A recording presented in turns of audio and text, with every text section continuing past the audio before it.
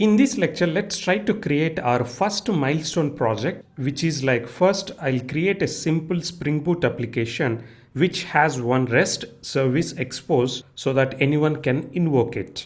So first we build the basic Spring Boot application and we don't put any security to our REST service and anyone can invoke it and see the response. Post that, I'll also show you how easy to put some security for that REST service by using default configurations with the help of Spring Security Framework. So in order to create a Spring Boot application, I came to the website start.spring.io, which we can use to generate a sample Spring Boot application based upon the dependencies that we define.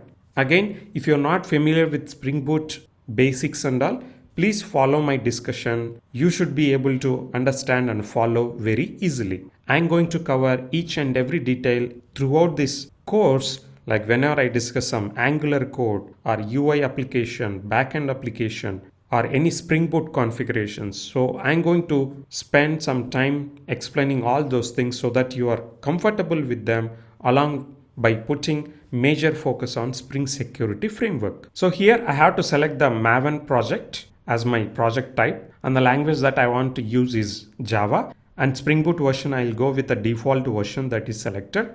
Group I'll just mention com.easybytes, and artifact I'll mention Spring Security Basic, and name also I'll mention Spring Security Basic project, and description is demo project for Spring Security, and the package name will be populated automatically, and the packaging will be jar, and the Java version that I want to use now is 8. Now in order to generate a Spring Boot application, I need to define what dependencies I need. So first my focus is only to generate a Spring Boot application with a REST service built inside it. So in order to implement a REST service inside my Spring Boot application, I will need a dependency which is Spring Web. So I'll just add that dependency. This is a starter project which will take care of providing all the dependencies and jars that you need inside your application. So I'll just click generate here, and when I click generate, I'll get a sample Maven skeleton project will be generated for my configurations that I have defined here. So what I'm going to do is I'm going to take this zip and extract that into a location where I want to save my workspace. So now I'm going to extract my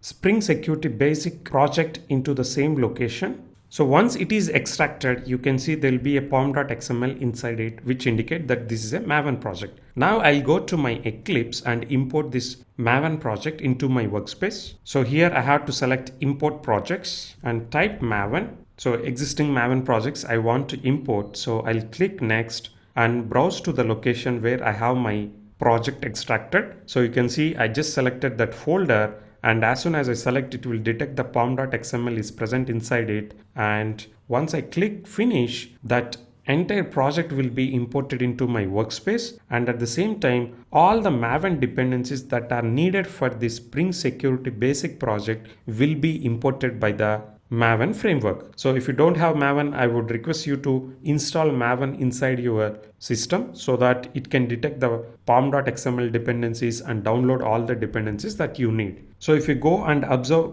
the pom.xml, so here I just mentioned the dependency which is starter web, and by default every Spring Boot application will get a Spring Boot starter test dependency as well. So with this single starter project dependency, I'm able to get all the dependencies that are needed, like Spring Boot, logging, and there will be an embedded Tomcat server, Spring core libraries, and JUnit related.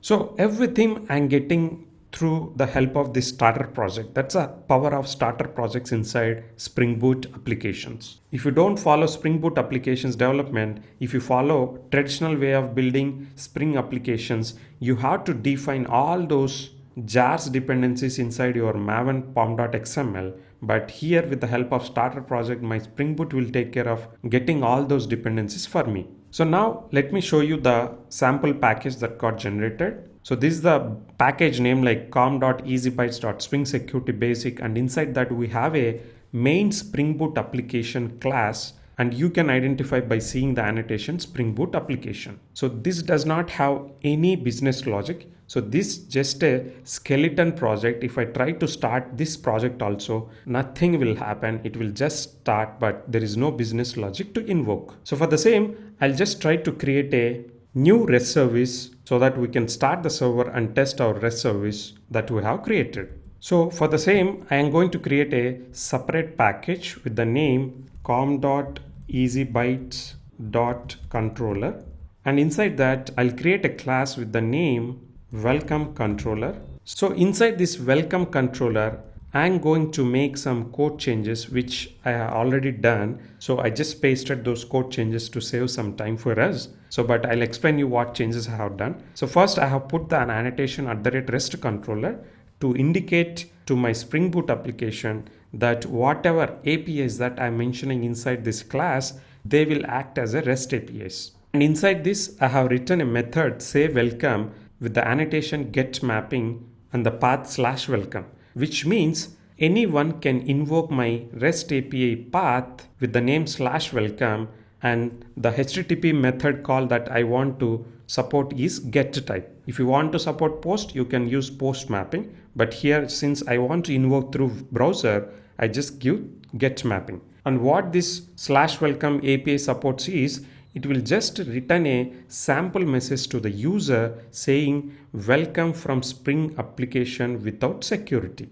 So I have my REST service ready. Now what I will do is inside my main Spring Boot application, before I start my application, I'll also add an annotation at the component scan and mention the package name where my welcome control is staying. So this is the standard that we need to follow. So whenever we use component scan, so I'm telling to my Spring Boot application, outside the package that you are sitting, there are other packages. Please go and scan all those packages and classes, annotations, and whenever my Spring Boot application sees that there is a REST controller get mapping annotation, it will expose a REST API with the name /welcome. So with these changes, we should be good to start our application. So to start a Spring Boot application, you just have to right click on the Spring Boot main class and give run as Java application. So as soon as I give this command, you can see my server will start. I didn't add my project to any server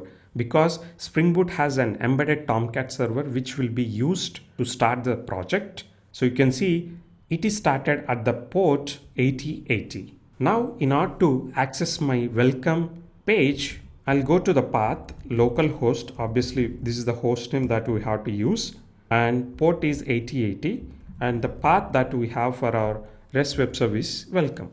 So as soon as I hit this, you can see I'm getting a response. So this way we have built successfully a REST service, but unfortunately my web application and this REST service does not have any security. So anyone can invoke my service and they can get the response from my application. Now I want to show you how easy to implement security for a REST service with the help of Spring Security Framework. So for the same, let me go to the same page like start.spring.io. The dependency that we have to add to our Spring Boot project is just type security, and when you type you will get a Spring Security. So that's a dependency I want to add. So I'll go and explore the pom.xml that got generated. I'm just trying to take this entire pom.xml and replace that into my existing pom.xml. Before that I stopped my server also. So let me copy paste my latest pom.xml, and the latest dependency that we have added is Spring Boot Starter Security. I'll build my application. Now see the magic. I have not added any other configurations. I'll just go ahead and start my application with the help of run as Java application, and server will start at the same port 8080. And once the server is started, I'll go to the same location like localhost 8080/welcome and going to refresh the page. You can see here now it is asking me to enter credentials to access my REST service. So I didn't tell anything to my Spring Boot application, go ahead and protect my /welcome API. By default, your Spring Security Framework will protect all the APIs present inside your application. So we will discuss how to customize those, for which APIs you want to protect, which APIs you want to give full access to the public in the coming lectures. For now, I want you to understand the power of Spring Security Framework. I didn't code anything related to login page. Still, it is giving me some login page which is present inside the framework. So now here it is asking me to enter credentials to access that REST service. So by default, the username is user and the password is, you can see the random password got generated in the console. You can use that password, and if you enter sign in, you can see the response now. So this is the beauty and power of Spring Security Framework that I want you to understand. And of course, this is not a production grade or production ready application. This is the baby steps that we are taking in the Spring Security Framework. Now, you may ask me like, can we use our own user credentials? Of course, we can do that. For that, what I have to do is I just have to open the application.properties present inside my project. Here, I have to give two properties where I can configure username and password.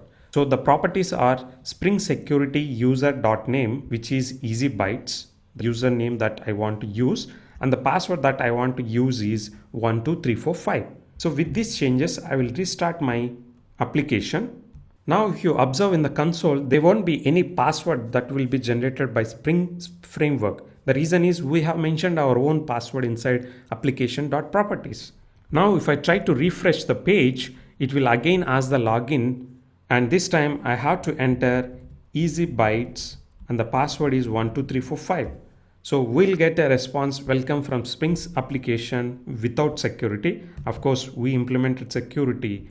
I can update the statements saying that welcome from Spring application with security, and I'll restart my application again so that we get a proper message this time. So I'm going to refresh. Again, it is going to ask me what are the credentials. I'll tell easy bytes and password is 12345. So now you can see I'm getting a proper response. This way, Spring Security will help you to implement security inside your web applications. I know you might have a lot of questions like, this is pretty basics. How do I configure so many users inside my application? Their username, credentials. How do I encrypt, decrypt their passwords? How do I store their passwords? So all these questions we'll answer in the coming lectures one by one. Don't worry. But since I want to start with a basic Spring Boot application with Spring Security enabled, I showed this demo. I hope this is very clear to you. I would request you to do the same exercise, like create a simple Spring Boot application, add Spring Security dependency to it, and try playing with it and understand how this is working by doing a coding exercise. Thank you, and I'll see you in the next lecture. Bye.